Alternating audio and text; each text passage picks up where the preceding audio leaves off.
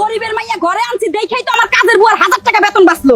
আমি চেয়ারে বসে রানীগিরি করুম আর তুই ডাইরেক্ট ফ্রি ডিশ ওয়াশার মেশিনের মতো ঘষতে থাকবি। এখন জ্যৈষ্ঠ মাস। গ্রাম বাংলার নিয়ম হলো এই সময় বিবাহিত মেয়ের শ্বশুরবাড়িতে আম কাঁঠাল নিয়ে যেতে হয়, যাকে বলে তত্ত্ব। বৃদ্ধ গরিব বাবা বানর বয়সের ভারে ঠিকমতো হাঁটতে পারেন না, তবু মেয়ের শ্বশুরবাড়িতে ফল নিয়ে যাওয়ার জন্য এই কাঠফাটা রোদে গত কয়েকদিন ধরে হাড় ভাঙা খাটুনি করে ভ্যান চালিয়েছেন।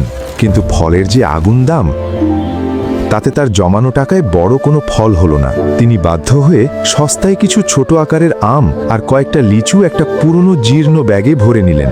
তার পরনের তালি দেওয়া শার্টটা ঘামে ভিজে শরীরের সাথে লেপ্টে আছে, আর তিনি ক্লান্তিতে হাঁপাচ্ছেন। দুপুরের কড়া রোদে ভ্যান চালিয়ে বৃদ্ধ বাবা পৌঁছালেন মেয়ের শ্বশুরবাড়িতে। বাবা এসেছেন শুনে মেয়ে বানরী খুশিতে দৌড়ে উঠোনে এলো। পরম মমতায় নিজের শাড়ির আঁচল দিয়ে বাবার কপালের ঘাম মুছে দিল। এমন সময় বারান্দায় এসে দাঁড়ালো অহংকারী শাশুড়ি বানরী। সে বৃদ্ধ বাবার হাতের ছোট জীর্ণ ব্যাগটার দিকে তাকিয়ে মান আর চোখের জল দেখে মেয়ে বানরীর বুকের ভেতরটা ফেটে গেল।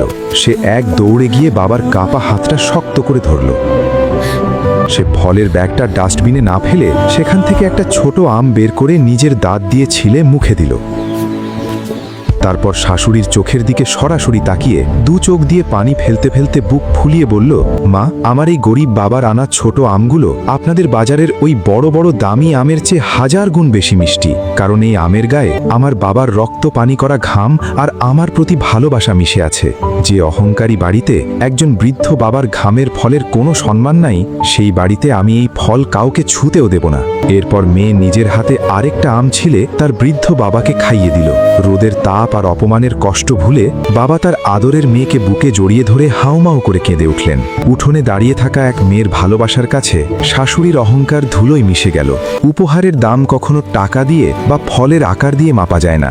লোক দেখানো নিয়মের চাপে পড়ে গরিব আত্মীয় বা বাবা মাকে অপমান করা চরম অপরাধ।